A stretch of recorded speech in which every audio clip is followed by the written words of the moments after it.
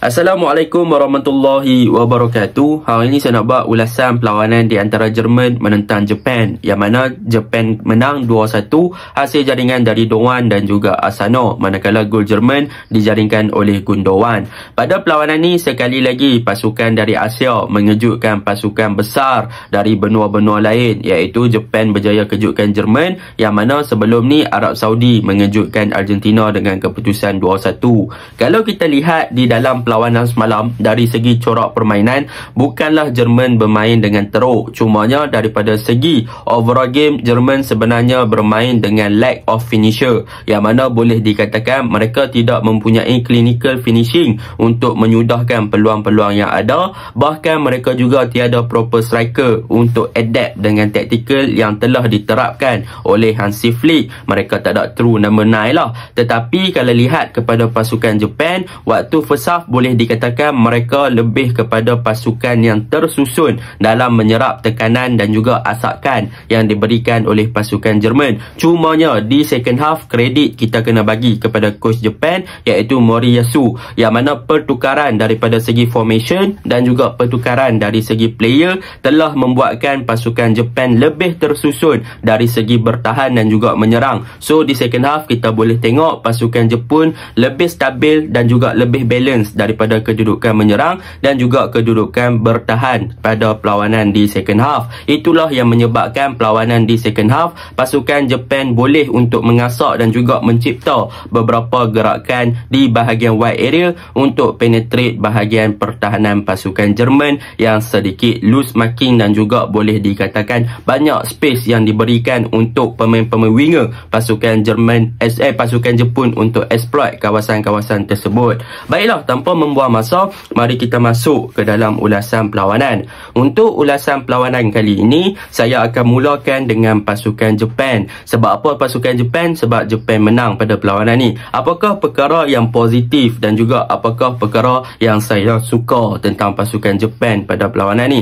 Yang pertama yang saya suka tentang pasukan Japan pada perlawanan ni adalah daripada segi tactical implemented ataupun tactical yang diterapkan oleh mereka ketika first half dan juga ketika second half, yang mana boleh saya katakan ketika first half mereka beraksi dalam formation back 4 ataupun dalam senang cerita lebih kepada formation 4-4-2 ataupun 4-1-4-1 dalam mengekang dan juga cubaan untuk menyerap dan juga mengekang asakan dan juga serangan yang dilakukan oleh pasukan Jerman. Formation tersebut di second half dengan penggunaan back 4 sebenarnya bagus daripada segi bertahan sahaja. Tetapi apabila pasukan Jepun cuba untuk melakukan counter ataupun cuba untuk melakukan build up, mereka mengalami sedikit kesukaran apabila boleh dikatakan player-player mempunyai gap yang terlalu jauh antara bahagian defense department, midfield department dan juga bahagian striker, yang menyebabkan mereka tak boleh nak menumpukan kepada gerakan counter dan juga kepada gerakan build up play daripada bawah.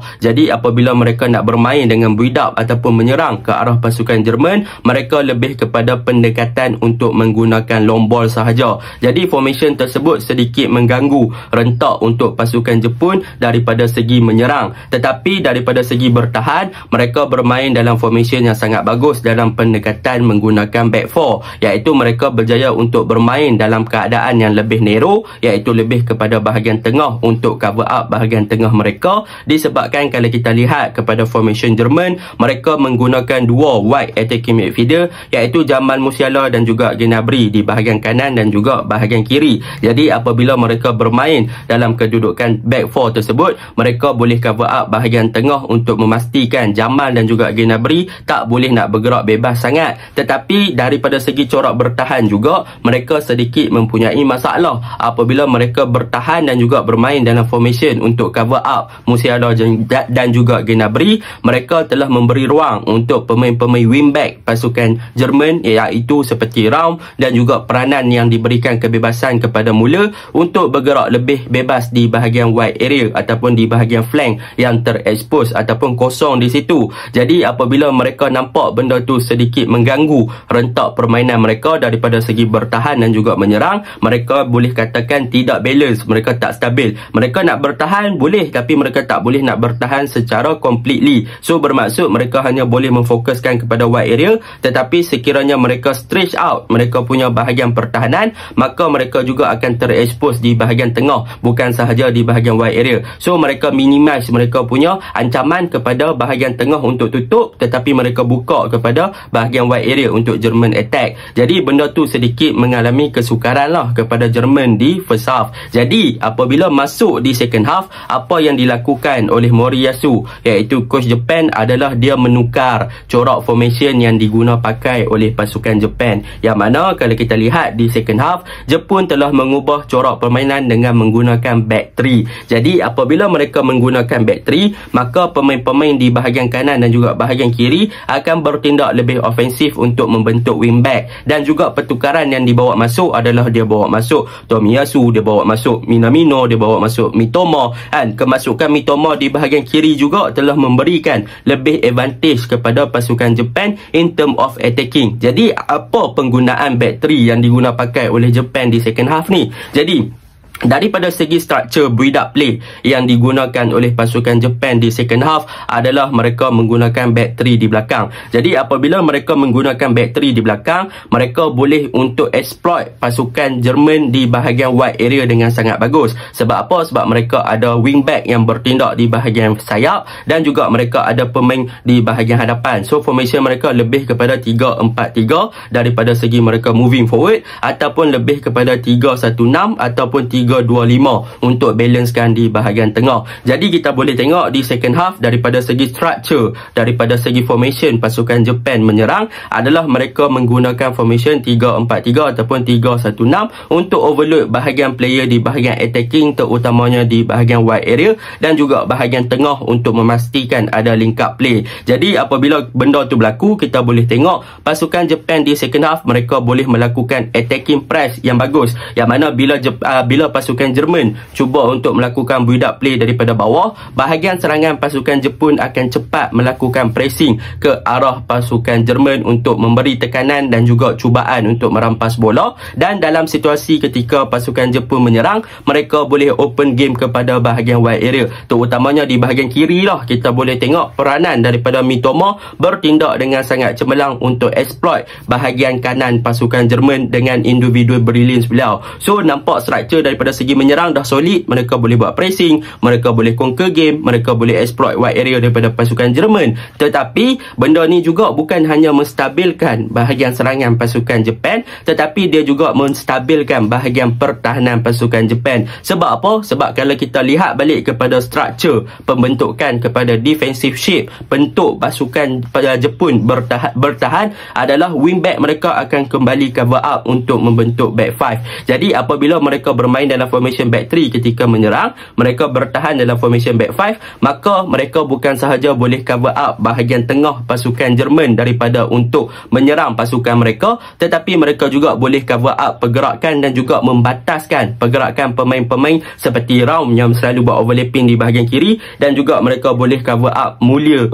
ataupun Gnabry di bahagian kanan pasukan Jerman yang selalu attack di bahagian wide area, di bahagian sayap lah. So benda tu yang positif, kemasukan pemain-pemain di second half dan juga pertukaran yang dilakukan oleh Moriyasu telah memberi impak yang positif kepada pasukan Jepun daripada segi menstabilkan mereka punya corak permainan di second half untuk lebih menyerang, dan dalam pada masa yang sama boleh balance untuk bertahan dengan baik dalam mengekang asakan yang dilakukan oleh pasukan Jerman. That is the number one point lah. Yang kedua, benda yang kita boleh puji tentang Jepun ni adalah daripada segi goalkeeper dia, Gonda pada perlawanan ni melakukan aksi penyelamatan yang paling banyak dalam World Cup kali ni, iaitu 8 kali save dalam satu game. So benda tu memang sangat positif. Jadi kredit kena bagi dekat dia lah, berapa kali dia selamatkan percubaan daripada Gnabry, Goretzka, Gundogan dan sebagainya. Dan untuk bahagian tengah secara overallnya, apa yang boleh saya katakan adalah daripada segi Endo, yang mana boleh saya katakan bahagian tengah Japan yang diketuai oleh Endo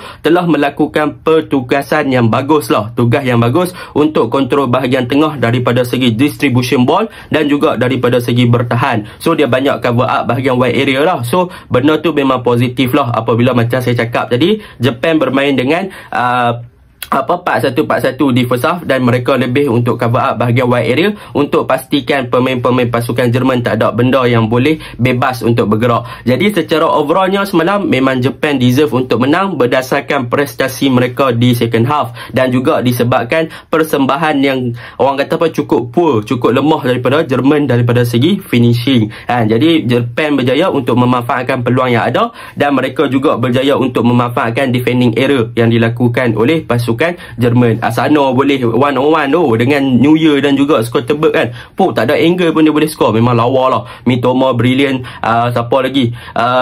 Orang kata Itakura punya long ball paduan. So memang Japan semalam solid team. Dan kita masuk pula kepada Jerman. Apakah kekurangan Jerman pada perlawanan ni? Kekurangan Jerman pada perlawanan ni satu. Apa yang boleh saya katakan kekurangan Jerman adalah satu sahaja, iaitu mereka tak ada proper number 9. Yang mana kita boleh tengok Havertz begitu tidak selesa bermain dalam formasi yang diterapkan oleh Hansi Flick, yang mana boleh dikatakan Hansi Flick adalah daripada segi menyerang dia lebih berpandukan kepada bahagian wide area untuk exploit pasukan lawan. Jadi pemain-pemain yang sesuai untuk bermain dalam formation Hansi Flick adalah seperti player yang menunggu bola di bahagian hadapan, iaitu target man lah, seperti Giroud, Benzema ataupun Choupo-Moting, Lewandowski sesuai dalam taktikal sebegini. Tetapi Hansi Flick meletakkan Kai Havertz yang lebih selesa untuk drop lebih bawah dan sebagainya untuk mendapatkan bola berbanding untuk skor. Jadi benda tu memang nampaklah ketara. Mereka tak boleh nak cari Havertz, mereka tak boleh nak sesuaikan diri dengan Havertz, dan Havertz pun tak boleh nak sesuaikan diri dengan taktikal tersebut untuk meletakkan diri dia sebagai number 9 punya player. Tetapi kalau kita lihat gol pertama Jerman, memang Havertz lah yang involve. Dia boleh drop, dia tarik center back pasukan Japan naik ke atas untuk buka space. Havertz adalah typical play macam tu. Jadi dia tak berapa sesuai nak bermain dalam taktikal yang diterapkan oleh Hansi Flick. Jadi itu kelemahan yang pertama. Kelemahan yang kedua kalau kita lihat kepada pasukan Jerman adalah daripada segi clinical finishing, yang mana boleh dikatakan mereka ada peluang yang banyak tetapi mereka tak boleh nak skor. Mereka banyak percubaan yang meliar, banyak percubaan decision making yang lambat, mereka punya percubaan berjaya dikatup dengan rapat oleh goalkeeper dah tak ada angle. So benda tu memang orang kata sepatutnya mereka boleh skor, mereka tak skor. Memang poor attacking finishing lah daripada pasukan Jerman. Dan yang ketiga, kemungkinan ini adalah balasan lah, sebab Rudiger buat shit housery kan, yang mana Rudiger acah-acah ligan 1-1 lepas dia buat lawak kat situ, tengok kena balas dengan 2-1 oleh Japan. Itu kelemahan. Antara kekuatan Jerman bagus. Apa yang boleh saya lihat adalah tentang mereka punya attacking style. Gnabry, Musiala, Müller dan juga Raum. Yang mana kalau kita lihat kepada pasukan Jerman punya attacking, mereka akan bermula lebih banyak di bahagian bawah, memulakan build up pada bawah menggunakan Sule,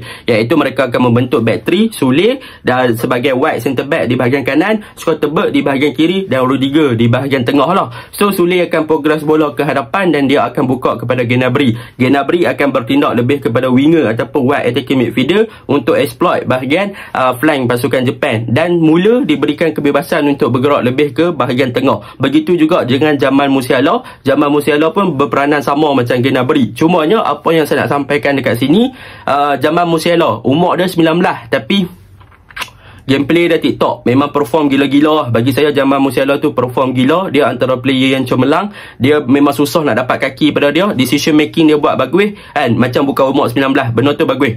Manakala untuk Raum daripada segi attacking, offensive trait dia bagus. Dia boleh naik, dia boleh exploit bahagian kiri, bahagian kanan pasukan Japan dengan sangat bagus. Dia punya overlap semua bagus. Dia berjaya kat in dan sebagainya. Tetapi macam saya cakap, memang Hansi Flick tak ada seorang striker proper, so dia pun tak boleh nak score. Bahagian tengah, Kimmich berjaya bermain dengan defensive midfielder yang bagus. Dengan adanya Kimmich, dia telah membolehkan untuk Gundogan bermain lebih kepada attacking lah, lebih kepada menyerang. Dan Gundogan pun ada beberapa percubaan tetapi sayang tak boleh nak score. Jadi apa yang Hansi Flick buat di second half, dia bawa masuk Niklas Füllkrug. Tetapi sayang, bawa masuk Niklas Füllkrug boleh dikatakan dah terlambat. Sepatutnya kalau nak guna Niklas Füllkrug, mungkin kalau dia bawa masuk di second half lebih awal, mungkin Jerman boleh gunakan kelebihan yang ada pada Füllkrug tu dengan lebih baik. Jadi secara overallnya Japan memang orang kata masterclass tactical daripada Moriyasu. Dia berjaya change the tactical dan berjaya baca gameplay daripada Jerman, dan juga berjaya untuk exploit dan juga mengatasi kelemahan Jerman untuk mereka mereka menang. So dalam bola sepak ni, taktikal siapa lagi hebat, dia lah yang menang. So Japan layak menang lah semalam. Assalamualaikum.